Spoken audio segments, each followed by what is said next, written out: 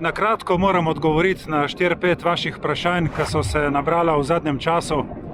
Mi je pa všeč, ker pokrivajo ful različna področja, od gum, sprednje lučke, mojih prehranskih dodatkov in con srčnega utripa. Pa pejmo kar lepo po vrsti. Dober dan, en prav lep kolesarski pozdrav. Tukaj je že pomlad, lepo vreme, prijetnih 18 stopinj Celzija. Krasno, krasno za kolesarjenje.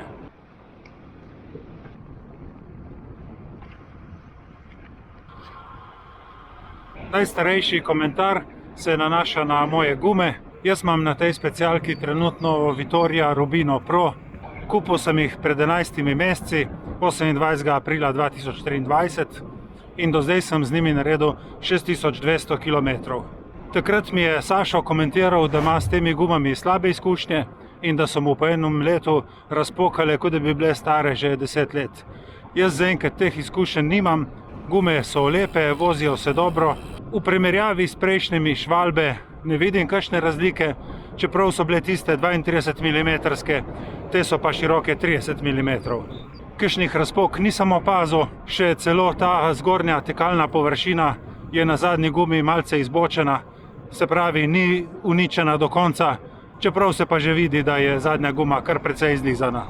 Predvidevam, da bom z njimi naredil še kakšnih 1000 km, potem bom pa vse skupaj zamenjal in zelo verjetno šel nazaj na Schwalbe, take, kakor so bile prvotno nameščene ob nakupu kolesa. Jaz ne vem, kako se je lahko zgodilo, da so te gume razpokale, mogoče je bila samo kakšna slabša serija.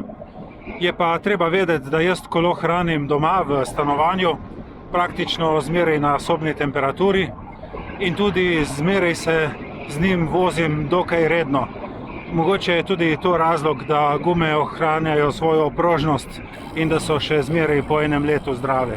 Hkrati bi s tem odgovoril tudi na vprašanje Simona, ki ga je zanimalo, kako se te gume obnašajo glede na prejšnje Schwalbe.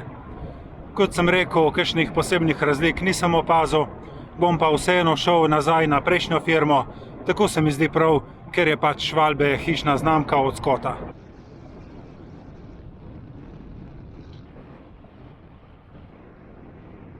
Včeraj mi eden poslal zasebno sporočilo na Instagram, če imam v bidonih še zmeraj samo vodo ali mogoče dodajam kakšne izotonike. Jaz v bidonih še zmeraj uporabljam samo navadno vodo.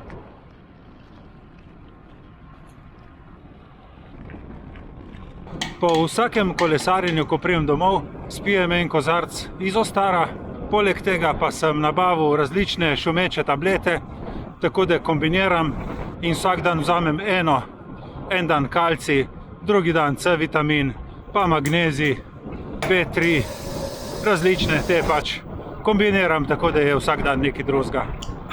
Zaenkrat kakšne druge potrebe po teh prehranskih dodatkih nisem imel in se mi tudi ne zdi prav, da bi zdaj kar naenkrat začel dodajati ne vem kakšne vitamine in minerale v svoje telo. Kolesarji smo si sila različni, jaz imam ogromno energije shranjene že pod svojo kožo, kjer imam na zalogi vsaj za kakšnih 100 000 kalorij. Ni mi zadajati izotonične napitke v bidon, ker je potem vse sladko, tisto ti dol kaplja in se lepi. Težje jih je čistiti in tudi več bakterij se redi na njih.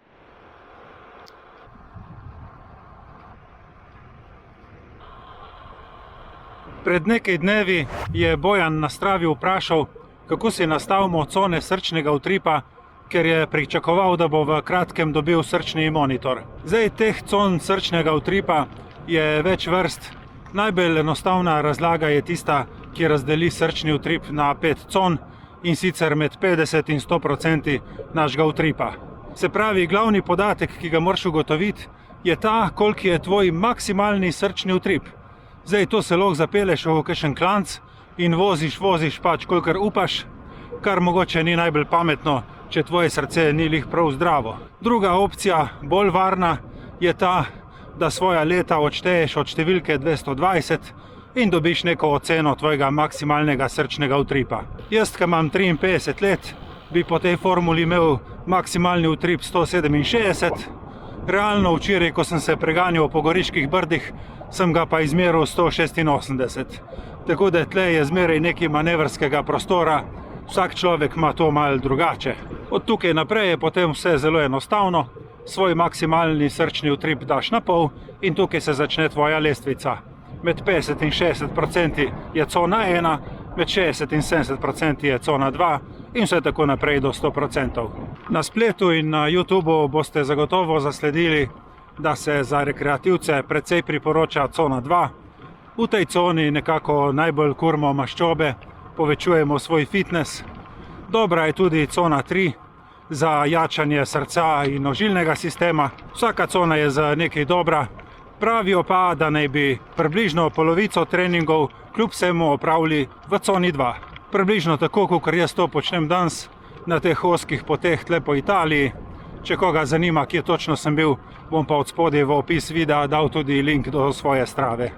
Jaz osebno pa bi rekel, da je sploh za nas rekreativce, ki smo 50+, še kako pomembno, da imaš nek monitor srčnega utripa, da vsaj malo približno vidiš, kaj dela tvoje srce, da ga mogoče malo popaziš na kakšnih vzponih in da ne voziš kar tako na pamet, misleč, kako dobro treniraš, v resnici bi si pa samo škodil.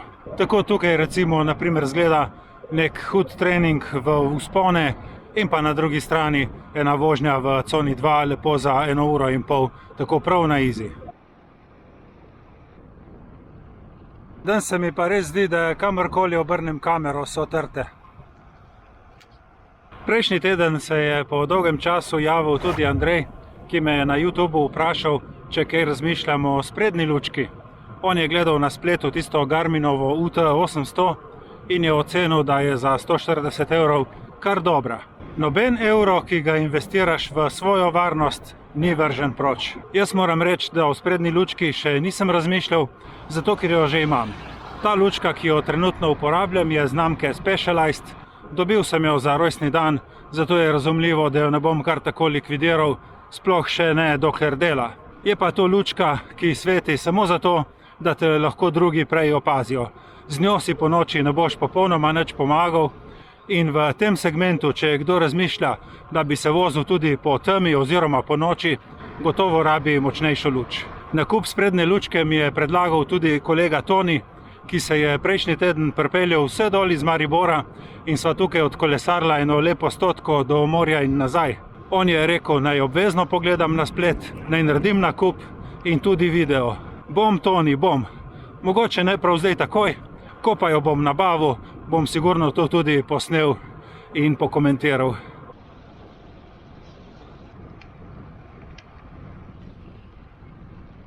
Pokomentiral bi še to mojo nastavitev tega števca Garmin, ker tu je gotovo daleč najbolj pogosto vprašanje, ki ga dobim, kako si nastaviš ta zaslonček, na katerem so vsi podatki. Najlažje je to narediti s telefonom, na katerem moraš imeti nameščeni obe aplikaciji, tako Garmin Connect, kot tudi Garmin IQ Connect trgovino. V trgovini IQ Connect v iskalniku pišeš SPH in edina aplikacija, ki jo bo iskalnik najdel, je ta SPH graf. To si potem downloadaš in ob naslednji sinhronizaciji se bo preko telefona ta aplikacija prenesla na števec. Ko je programček enkrat nameščen na števcu, gremo v meni, profili dejavnosti, zberete poljubni profil in podatkovni zasloni. Tukaj dodamo nov zaslon, navaden podatkovni zaslon in med vsemi temi rubrikami čist na koncu zberemo trgovino IQ Connect. Evo. In tle označim, da hočem imeti med podatki ta SPH graf, grem nazaj in kljukca. Tu je ta zaslonček, potrdim. Tukaj bi lahko še preuredil vrstni red zaslona, kje naj se pojavi.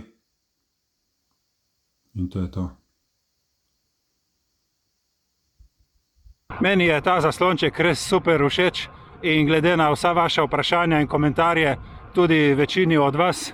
Tako da večino časa imam res kar na tem prikazu. Redko grem levo, desno na kakšen zemljevid oziroma na kakšen prikaz vzpona, če ne sem pa skozi kar na temo. Jaz se vam bi res lepo zahvalil za vsa vaša vprašanja in če vas karkoli zanima, mi kar napišite od spodaj v komentarje. Hvala vam tudi za vse oglede, za naročnike, za všečke. Hvala za pozornost in se vidimo prihodnjič. Čau, čau.